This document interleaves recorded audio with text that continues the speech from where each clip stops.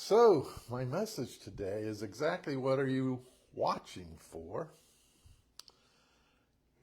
You know, the disciples, they asked Jesus, how will we know when the end is near? And Jesus shared with them, well, a number of things that you need to watch out for.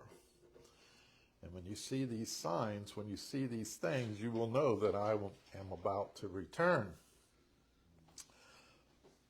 You've got to be watching, but we have a problem in the church today because no one is watching. And I've found that even the best of believers might say that they are watching, but what are they watching for? If I were to tell you that I ordered some pizzas that we're going to enjoy after our fellowship this morning, after the message, and I were to ask you, I want you to look for the truck, look for the driver. The pizzas are all paid for. All you've got to do is look for the driver and receive them. But if you were to spend the next hour watching your phone or drinking coffee, you would never see the truck pull up. You would never see the car. You would never see the pizza driver. You would miss it altogether. So we need to know what to watch for and how to watch. So I believe a few churches need to be following, need to be watching, need to be learning what is going to happen so that they will know when the Father will release his Son to come back again. Now, according to a 2010, this is a Pew Research Center survey. So this is 14 years ago. Only 39% of adults believe that we are living in the end times. Only 39%. And Christians were very divided on that question. 47%, just a little bit less than half, saying that we are living in the end times.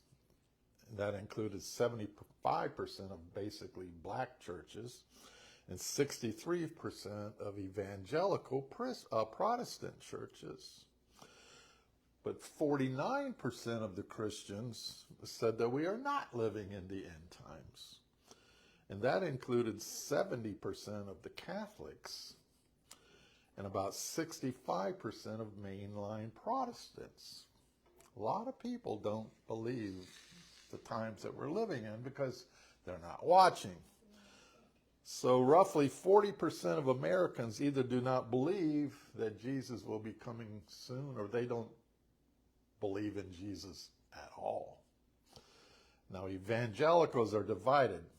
They're divided about the circumstances upon his return. 44%, they take this premillennial stance. 45%, again, roughly half and half, are saying that it's impossible to know when he's coming because there's just no circumstances preceding his return. We're not going to know the day or the hour. So based upon this survey, again, which was 14 years ago, about 85 to 95% of Christians, they're not watching for Jesus. They're not looking for the signs which will reveal that he's coming soon. So I think those numbers are frightening, and I think this is probably even worse today, 14 years later. So the Bible warns us that the master will come at a time which his servants do not know. And that servant could be your pastor. That servant could be you. Matthew 24, this is verses 50 and 51. It says, the master will return unannounced and unexpected, and he will cut the servant to pieces and assign him a place with the hypocrites. In that place there will be weeping and gnashing of teeth. The Lord is going to punish those pastors who are not ready. He's going to punish those pastors who are not watching. He's going to punish those pastors who are not teaching the flock the signs that they need to be watching out for. It says he's going to be cut into pieces and thrown into that place that's set aside for unbelievers. Now, I was called into an end times ministry when I was 12 years old. I still remember the day. So I'm going to be watching. I am going to be telling you of the signs when I see signs, because I think we all should be watching. So I will tell you when I see them. Why? Because I want every one of us to be ready. I don't want anyone to be left behind. So I want you to turn with me now to Matthew 24. If you need a Bible, got some there, got one over here. So we're going to be concentrating strictly on what it says in Matthew 24 today. Matthew 24 is a warning to any churchgoer with a pastor who is not teaching or watching for the signs of Jesus' second coming. If they're not watching for the signs, then the people in that church are not ready. So let's take a look at what it says in Matthew 24. We're going to begin in verse 3. It says, "Later, Jesus sat on the Mount of Olives, and his disciples came to him privately, and they said, 'Master, tell us when this will happen. What sign will signal your return at the end of the world?' And Jesus told them, so this is sign number 1, 'Don't let anyone mislead you, for many will come in my name, claiming I am the Messiah, and they will deceive many, and you will hear of wars and threats of wars.'" So the first sign is that we're going to be living in a time of lies and deception. Many will be misleading us. They will be telling us what to believe, and they're going to be steering people away from the truth. And I think we're seeing a rise in this wickedness and the evil and the news that we watch on TVs lately, because it's trying to control what you think and control how you act and control what you believe. So I think that we're already seeing these signs right now with just the news that we watch on television. So we need to be prepared. And I really think we need to be prepared for these next 30-some days before the November election, because I think there's going to be a lot of false flags. And what are false flags? That's when the enemy does something and it draws all your attention over here while they're doing something over here. They're trying to get away with something. So I think that the enemy, this wickedness, is going to really be prevalent over these next 30 days, especially with signs of wars and rumors of wars. I think you're going to see a lot of deception, a lot of lies. They're trying to influence the way you think. They're trying to control and manipulate how you vote, how you live. They're trying to keep you in fear. So, will this happen? Well, let's continue reading. Verse 7 says, "Don't panic." It says, "These things must take place, but the end won't follow immediately." It says, "Nation will go to war against nation, and kingdom against kingdom, and there will be famines, and there will be earthquakes in many parts of the world. But all of this is only the first of the birth pains." There's going to be a whole lot more to come before you're going to see the new baby, Jesus Christ. And he's not a baby anymore. It says, "And then you will be arrested, persecuted, and killed, and you will be hated all over the world because you are my followers. And many will turn away from me, and they will betray, and they will hate each other. And many false prophets will appear, and they will deceive many people." Now, only recently, I have begun to consider that the news media and their celebrity news anchors, they're like false prophets. Because they are deceiving people. They are programming people to behave and think in a certain way because they repeat the lies over and over again, and you start to believe them. It's all programming. It's conditioning. And they deceive the listeners, and they create division. They create destruction. Picking up at verse 12. It says, sin will be rampant everywhere. I think we see that.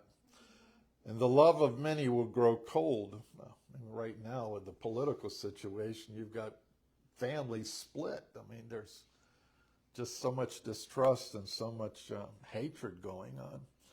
But the one who endures to the end will be saved.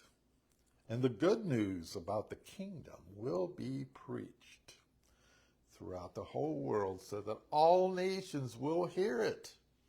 The Lord is not coming back until all the nations hear about the good news that they can be saved. It says, and then the end will come. It says, the day is coming when you will see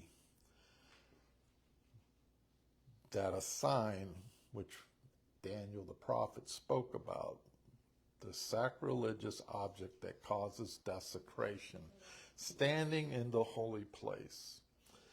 And if you've got the NLT, it also adds, so reader, pay attention. You need to be watching. What are you watching for? What are you looking for? Well, we're looking for this to take place. It says, and then those in Judea must flee to the hills. A person out on the deck of a roof must not go down into the house to pack. When you see this, you just run for the hills. A person out in the field must not return even to get a coat. How terrible it will be for the pregnant woman or the nursing mothers in those days. And pray that your flight will not be into winter or on the Sabbath. For there will be greater anguish than at any time since the world began. And it will never be so great again. This will be the worst tribulation and turmoil that has ever been on this earth. All because of the Antichrist spirit.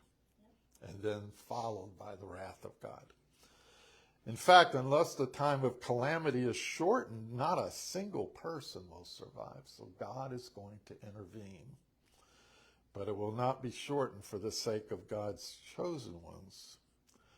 That tells us believers will go through a time of calamity. It said, but it will be shortened for the sake of God's chosen ones. So what does that tell us? It's talking about the time of the rapture there. It says, and then if anyone tells you, look, here is the Messiah, or there he is, don't believe it. For false messiahs and false prophets will rise up and perform great signs and wonders so as to deceive, if possible, even God's chosen ones, you and me. See, I have warned you about this ahead of time. So don't be afraid. So if someone tells you, look, the Messiah is out in the desert, don't bother to go and check. Or look, he's hiding here. Now why would the Messiah be hiding anywhere? The Messiah doesn't hide. Hiding here, well, don't believe it. For as the lightning strikes or flashes in the east and shines in the west, so it will be when the Son of Man returns. Just as the gathering of vultures shows there is a carcass nearby, so these signs indicate that the end is near. Verse 29 says, immediately after the anguish of those days, it says the sun will be darkened. Another sign. The moon will give no light. The stars will fall from the sky, and the powers in the heavens will be shaken. And it says, and then at last, the sign, that the Son of Man is coming will appear in the heavens, and there will be deep mourning among all the people of the earth, and they will see the Son of Man coming in the clouds of heaven with power and great authority and glory. And he will send out his angels.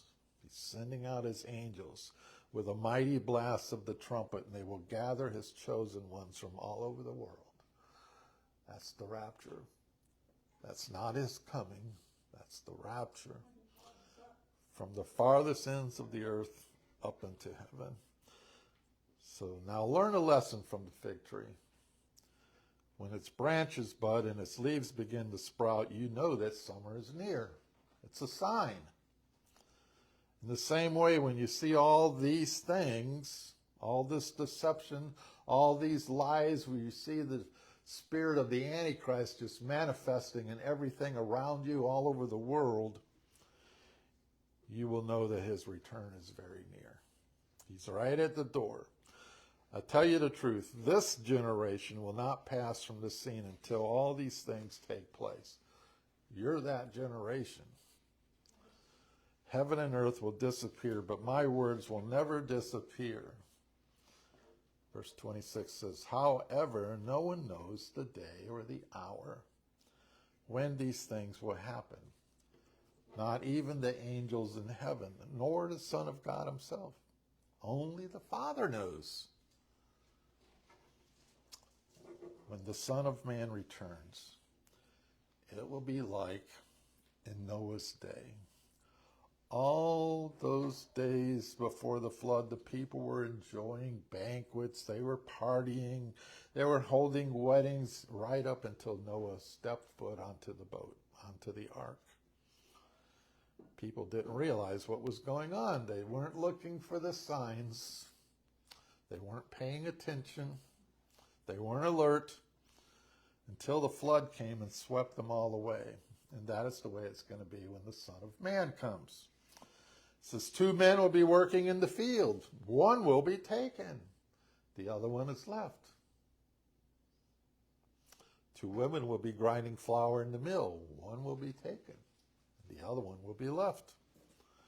So you too must keep watch. We've got to keep watch. For you don't know what day the Lord is coming. He says, understand this. This is Jesus talking. Understand this.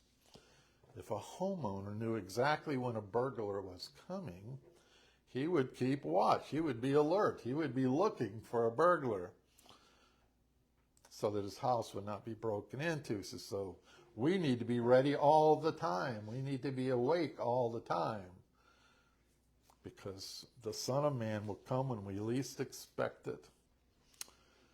And we touched this earlier. It says, a faithful, sensible servant is one to whom the master can give responsibility of managing his house, his church family, and feeding you. That's me. I'm managing this house right here. It says, if the master returns, Father God himself, Jesus Christ, and finds that the servant has done a good job, there will be a reward. So if I do a good job, there will be a reward. And I tell you the truth, the master will put that servant in charge of all he owns. But what if the servant is evil and thinks, my master won't be back for a while? And he begins beating the other servants, partying and getting drunk. I mean, I could sit here and just beat people to death, making them feel guilty, making them feel sinful, making them feel unforgivable, making them feel worthless, just giving them no hope, no faith. But then the master is going to return unannounced and unexpected, and he's going to cut that servant down. He's going to cut him into pieces and assign him a place with the hypocrites. So if you were to count them in the New Testament, there are 23 times that it says to watch for the signs of Jesus' return. 23 times we are told to watch for the signs. You know, I've asked other believers, are they watching for the signs? And many have told me I'm watching for Jesus. It didn't say they're looking at what's going on in the world around them. They're not looking for the spirit of the Antichrist to manifest itself and be so prevalent and intensify. They're just looking for Jesus.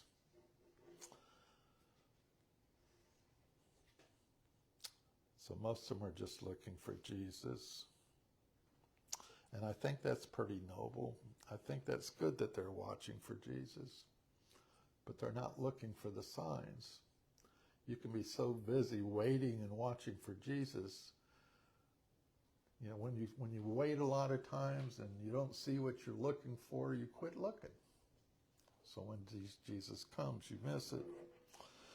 So while you are focused looking forward to a meeting with Jesus in the clouds, you're missing all the signs around you that he's coming.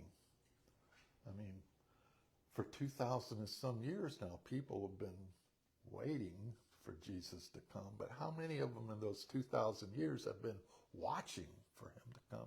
How many have been looking for the signs? So let's examine the Greek word. This is the Greek word used by Jesus, Paul, and John, and many of the other disciples concerning what type of watching Jesus is talking about. So in the English language, there's lots and lots of words that can be used for watching. Lots of words. But there's only one Greek word. There's only one Greek word in our Bibles which relates to the kind of watching we need to be doing when we're looking for Jesus. And that word is gregoro. Gregoro. And gregoro is translated to watch with your eyes, to stay awake, to be alert. Gregoro is used when describing the watchmen in the cities where they were supposed to be keeping watch, at the walls, or keeping watch for the safety of everyone that lives in the city. They're looking for invaders, they're looking for approaching armies. They had to stay constantly alert. They were looking for signs for any approaching danger, and if they didn't see it, the Lord Jesus says that he's going to destroy those people because they did not live up to what they were supposed to be doing. And a lot of people died because they weren't watching, they weren't looking. Gregoro was also used to describe how the priest, they were responsible for keeping the eternal fire lit within the temple. So the eternal fire was constantly burning throughout the temple 24 hours a day, 7 days a week. The priests were to be gregoro. They were to stay awake. They were to stay alert. And they were to watch the fire. And they were never to let the flame burn out. And you may not know this, but the captain of the guard, or usually the high priest, would sometimes go into the temple in the middle of the night to see that the priests are doing their jobs, that they're staying awake, they're staying alert, they're watching the fire, they're not letting it go out. And if they were to catch these priests asleep on the job, they would grab a coal from the fire and they would light their robes, and it would burst up in flames, and the person would wake up yelling and screaming, ripping off his clothing as he runs out of the temple, yelling and screaming. The high priest became known as the thief in the night. So knowing this helps me better understand what they're saying to us in Revelation 16, verse 15. He says, "Behold, I am coming like a thief in the night. Blessed is the one who stays awake and keeps his clothes, so that he will not walk about naked, and the people will not see his shame." So Jesus is telling us not to be like those priests who fell asleep. We must keep alert. We must be following God's commands, Jesus' commands. We need to continue watching. We need to be looking for the signs of his coming. Here's another example. This is 1 Thessalonians 5, verses 2 and 6. "For you know quite well that the day of the Lord's return will come unexpectedly, like a thief in the night. When people are saying everything is peaceful and secure, and then disaster will fall upon them as suddenly as a pregnant woman's labor pain begins, but there will be no escape. But you aren't in the dark about these things. The Lord is making sure that believers are not in the dark about these things. You won't be surprised when the day of the Lord comes like a thief, for you are all children of the light, and on that day, you are not going to be part of the darkness. You're not part of the night. So keep your guard and do not sleep like the others. Stay alert and be clear-headed. We need to be watching. Gregoro. We must remain alert. We must be clear-headed. We've got to be watching for the signs of his coming. And the signs of his coming is not seeing Jesus. The signs of his coming is noticing the manifestation of the Antichrist spirit in everything in us, everything in our lives, everything surrounding us. Jesus does not want his believers to be caught by surprise when he returns. They are to remain alert, knowing the signs.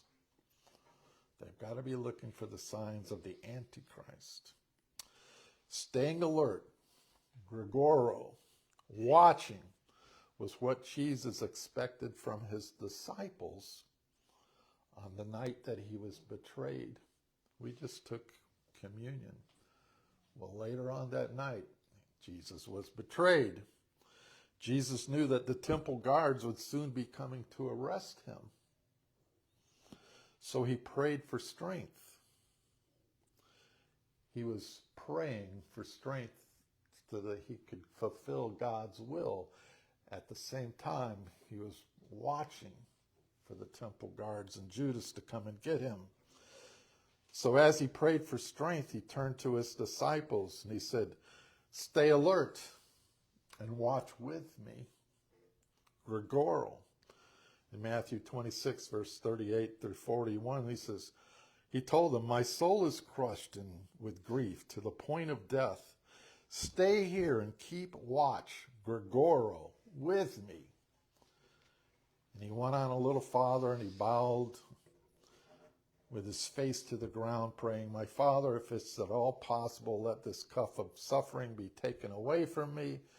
Yet I want your will to be done, not mine." And then he turned to his disciples and he found them asleep. And he said to Peter, "Couldn't you watch with me 1 hour? Keep watch and pray so that you will not give in to temptation. For the spirit is willing, but the body is weak." So in these later days that I believe we are living in right now, we are supposed to be praying for strength. Praying for strength and watching for the spiritual signs. This is spiritual warfare going on. Spiritual signs of Jesus' coming. We are not to be like the disciples who fell asleep. And then when they were awakened, they were afraid and they ran away. And when they saw Judas and the disciples, soldiers coming.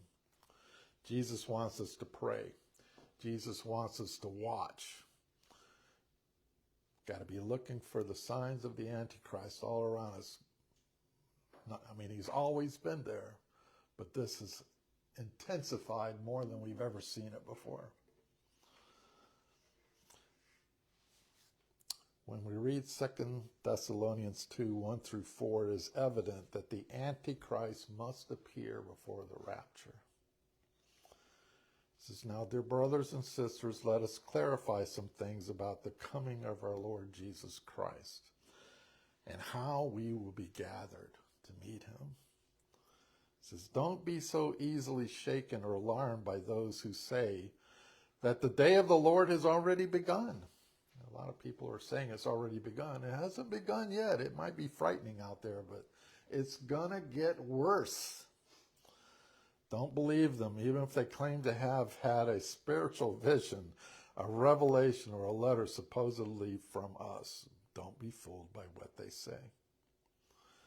It says, for that day will not come until there is a great rebellion against God. We're seeing that taking place all around us. And the man of lawlessness is revealed, and the one who brings destruction. He will exalt himself, and he will defy everything that people call God and every object of worship. And he will even sit in the temple of God, claiming that he himself is God. The rapture will not start until after the Antichrist is revealed. The primary sign that we need to be watching for, that we need to know when our Messiah is coming, is the extensive revelation of the Antichrist spirit all around us just before the Antichrist comes. The Antichrist comes before Jesus comes in the clouds. The Antichrist will call the desolation of desecration, and he will claim to be God. Until we see that sign, we are to continue to serve Jesus and his kingdom and carry out all of our callings and all of our assignments. So the sign that was shared with us by Jesus is, he shared this sign of what we should be doing in the parable about the servant, the wise servant, and the wicked servant. I'll share that with you. We can find that in Matthew 24, a little bit further, 45 and 46 verses. It says, a faithful, sensible servant is one to whom the master can give the responsibility of managing his household and servants and feeding them. And if the master returns and finds that the servant has done a good job, he will reward him. We talked about that. So for those of us who are pastors, we are called to continue to manage his church. We are to continue to feed his body of believers. And all believers are called to continue serving God. They are continue to fulfill their callings, their assignments, and watch for the signs of his return. And we saw that when we read Matthew 24, verse 41. 2 women will be grinding flour in the mill, one will be taken, the other will be left. So we're supposed to continue living our lives as we would normally do until he comes, because we don't know when he's coming. We know the signs that he's coming. We know it's getting really, really soon, but we don't know the exact time of his coming. In the parable of the 10 virgins, Matthew 25, verse 6 and 7, we can see another example of what Jesus is telling us to do. This parable begins with the virgins, or some translations, bridesmaids, fall asleep. It says at midnight they were roused by the shout, "Look, the bridegroom is coming. Come out and meet him." And all the bridesmaids got up and they prepared their lamps. So it came at midnight. You know, midnight is the darkest hour. And that's the time that the Lord came, the bridegroom came in this parable. We're not quite in that darkest hour here on this earth right now. And they warned Jesus was coming. They warned the bridegroom was coming. But not all the women were prepared. They weren't ready. And they had not been looking for the signs of the bridegroom's return. Now, Jesus does not want to return like a thief in the night to believers. He's going to be a thief in the night to unbelievers. And that's why he's giving us these clues, these things that we need to be watching for, so that we can be ready, so that we can be looking forward to and prepared to meet him. So the primary sign that Jesus is coming is not the trumpet blast. If you hear the trumpet blast, it's too late to get ready. Jesus is here. In the parable of the 10 virgins, the Greek word lampos does not mean lamp. I mean, everybody believes that focus was on the lamp. It really means torch. And these torches were symbolic of their testimony. It was symbolic of their witness. The virgins with these flaming lamps, where they were ready, they were prepared, and they were giving testimony for everybody else to prepare yourself because the bridegroom is coming.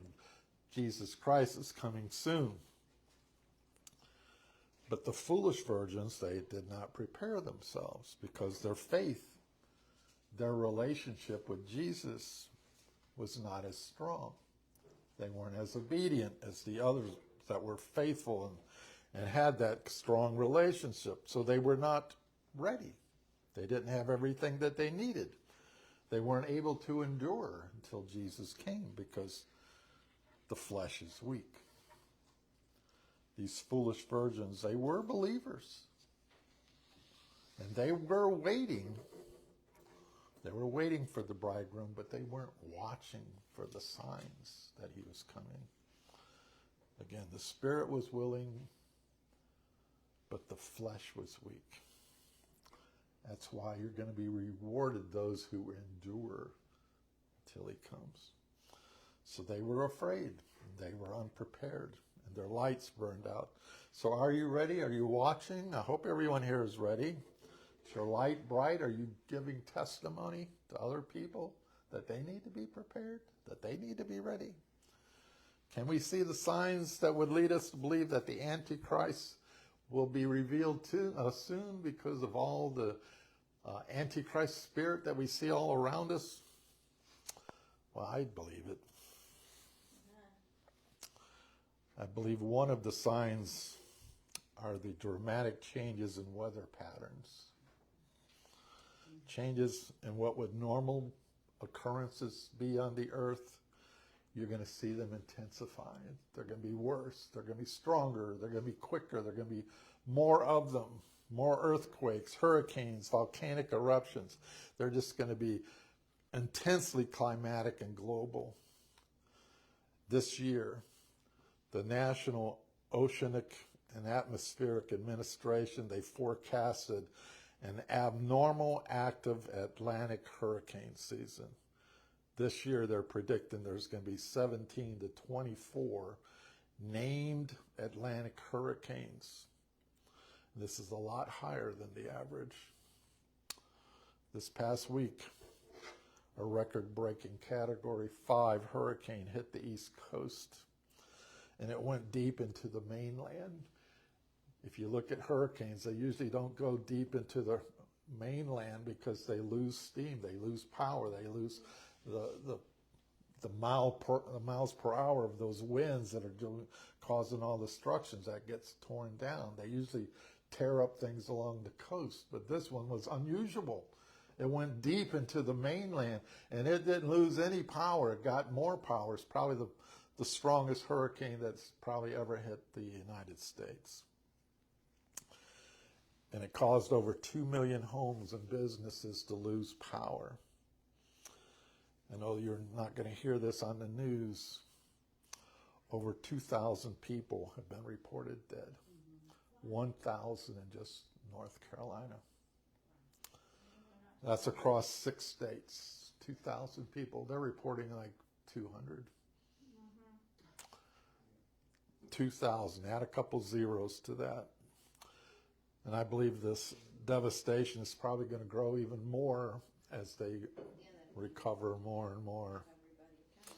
I mean, I'll talk about more of this later. Entire towns and cities are underwater from the aftermath of the floods from this hurricane. The earth is also experiencing extensive flooding all across the globe, not just what took place here. At least 200 people were killed in a flood in Nepal just last week when record-breaking rains caused the breaches of the Bagmati River. And this past week in Taiwan, they were hammered by a typhoon named Krathon. A lot of unusual patterns going on in the weather. And according to the Smithsonian Weekly Volcanic Activity Report, there are over 40 to 50 volcanoes across the world that are continuing to be in an eruption status. with every day more than 20 of them are erupting. That's way more than the usual.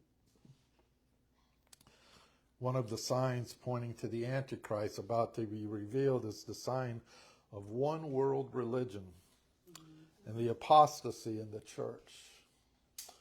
Recently, Pope Francis, head of the largest religion in the world, Catholics, he gave a blasphemous speech at an interreligious meeting in Singapore, saying that all religions are a gift of God. All religions lead to God, and there is only one God for all religions.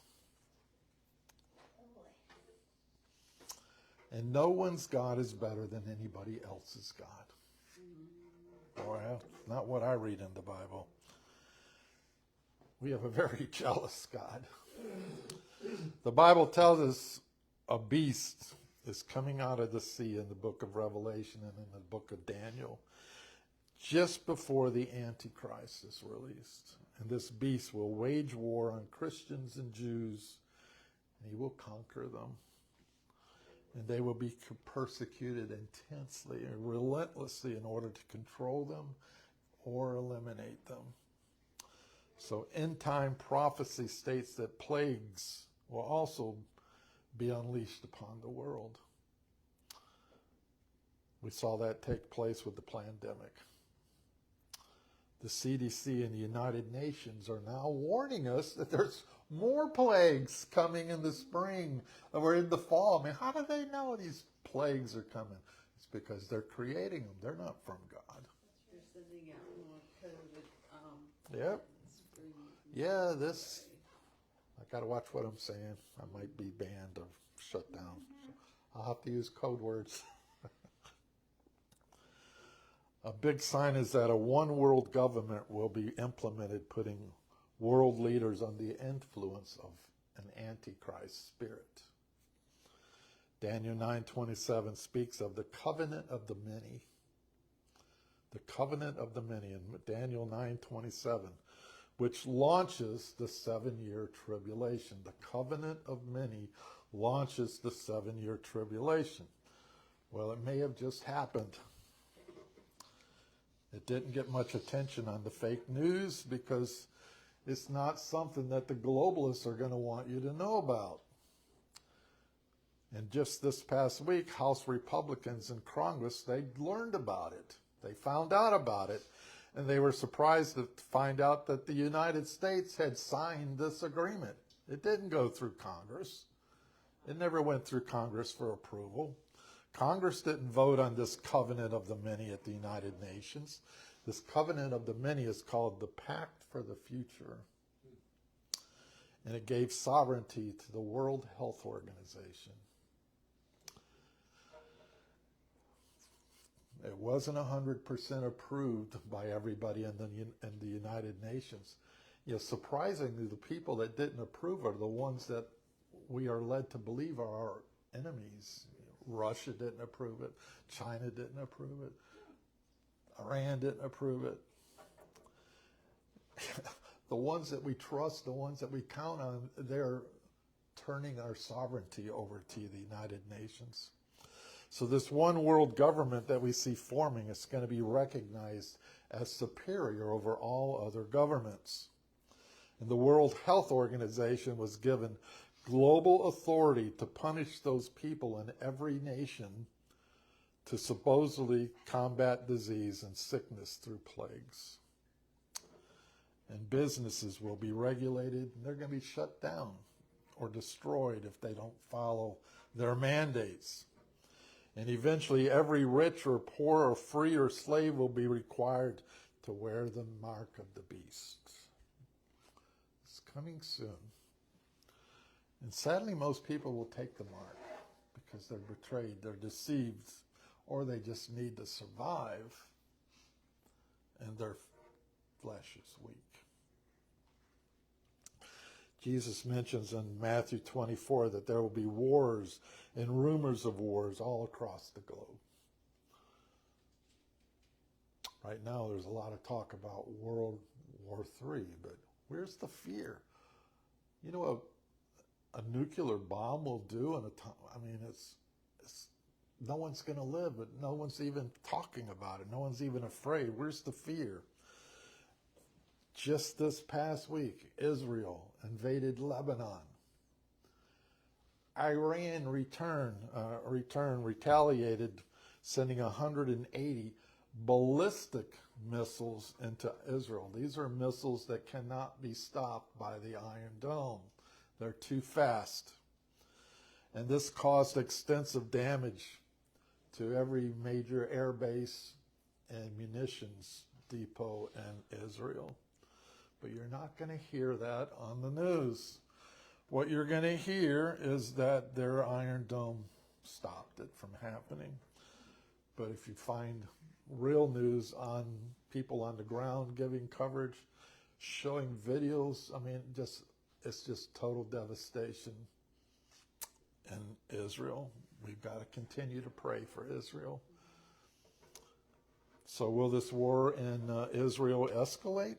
Well, according to Daniel 9:27, it says, in the last days, the Antichrist will barter a 7-year peace treaty for Israel. Are we going to see that take place soon?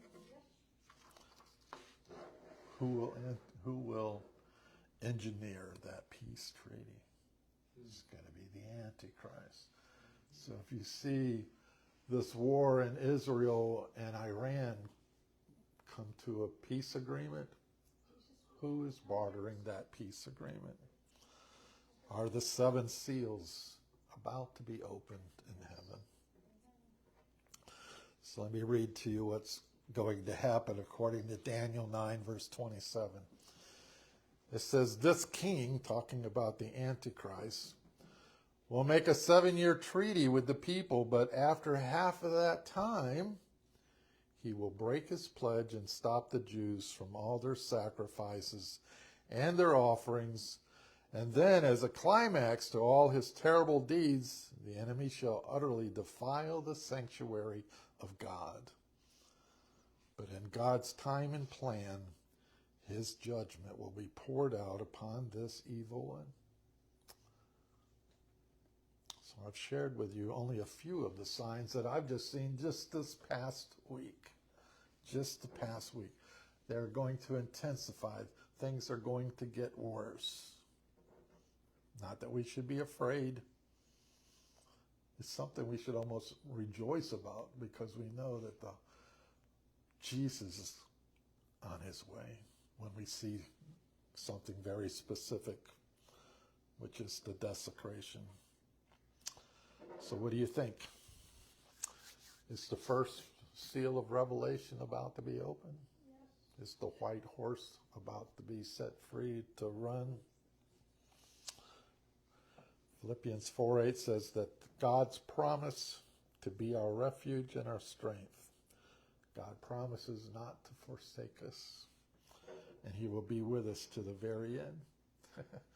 He's going to be with us until he sends his angels to come and gather us up and take us back to heaven. So we need to wake up. Gregorial, we've got to be watching for these signs. We can't just be waiting for him to come. We've got to know exactly when he's coming. And in the meantime, our torch has got to be lit. We've got to be on fire. We've got to be sharing our testimony. We've got to be sharing our witness. We've got to be sharing the good news. The good news has got to get out all across the globe before he comes.